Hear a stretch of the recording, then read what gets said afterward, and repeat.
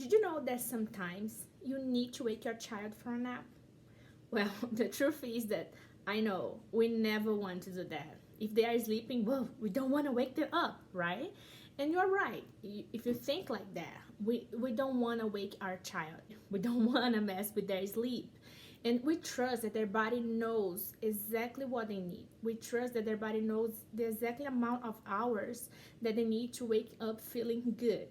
For example, if you need to wake your child to go to school in the morning, I would rather have you to put them to bed a little bit early at night so they can have the 10 to 12 hours that they need, right? But throughout the day, we need to pay attention to three specific situations in order to preserve nighttime sleep.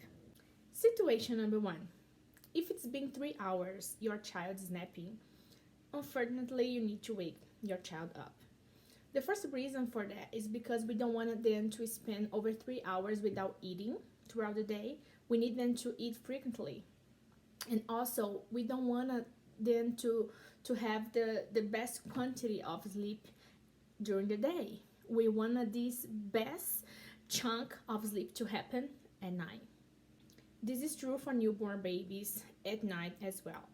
So you need to talk to your pediatrician to make sure if you need to wake your newborn at night, how many times.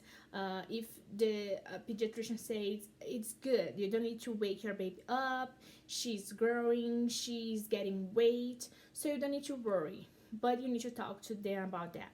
For older babies and older kids, you don't need to worry and wake them up at night, okay? This 3 hours period is just for naps. Situation number two: we don't want our children napping close to their bedtime at night. And the reason for that is because we need them to build up sleep pressure before starting the nighttime sleep. For example, a 9-month-old can tolerate around a 3-hour wake time before they need to sleep again. I think you know that as sleepy window.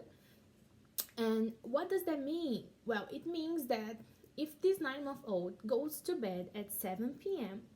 and she's napping at 5 p.m., she only has 2 hours of waking time before starting the nighttime sleep, and that's too short. If she can handle more, right? So you need to observe your child to figure it out how many hours is exactly their sleep window, to define exactly when is the limit that they need to wake up from the last nap, so they have this perfect sleep window before they start the nighttime sleep. Situation number three is not for any children. This is very particular and it depends on exactly the amount of hours each child needs throughout the day. So for example, I know some children that they can sleep for 5 hours in their 3 or 2 naps during the day and they still have a good night of sleep. But for some children, it might be too much and you need to cut some nap so they can have this amount of hour at night. So this is very variable and it depends a lot, and you need to observe your child and make sure this is the case before you start waking them up from a nap. So this doesn't mean that you need to wake your child up only if it has hit the 3-hour mark. No, sometimes for some children 3 hours of nap is too much, and then you have to cut this nap for 2.5 hours. For some children 2.5 hours is too much, and you need to cut this nap for 2 hours so they can have a better nighttime sleep. But this depends.